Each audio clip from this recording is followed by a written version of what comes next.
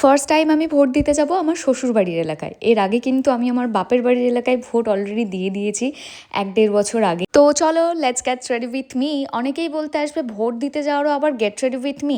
দেখো, এই আমি জীবনে প্রথম বানাচ্ছি না, তাই তোমরা এরকম কমেন্ট করলেও আমার কিছু যায় আসে না। আমি তোমাদের সাথে অলওয়েজ কিন্তু একটা get ready with me share করি আমি যেখানেই যাই। আর তার উপর আজকে ভোটের লাইনে গিয়ে দাঁড়াবো।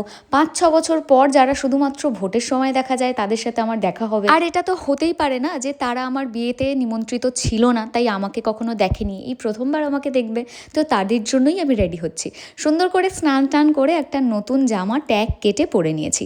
তোমরা অনেকেই আমাকে দেখলাম কমেন্ট করলে, দিদি ওই টপটা পরলে না। দেখো, একটাই কথা বলবো, মেয়েদের কিন্তু চেনা খুবই দুষ্কর। মেয়েদেরকে চিনতে হলে এখনও 2বার জন্ম নিতে হবে। আমরা বলি এক, করি আর এক, আর পড়ি এক, আর দেখাই আর এক।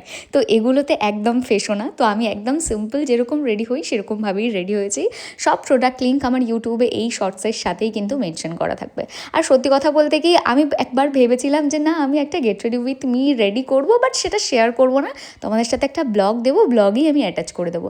তারপর ভাবলাম ওয়াই নট, এই দিনটা তো আবার হয়তো 5 বছর পরে আসবে, আর তখন যখন আমার মেমোরিজে এই ভিডিওটা আসবে তখন আমি দেখতে পারবো।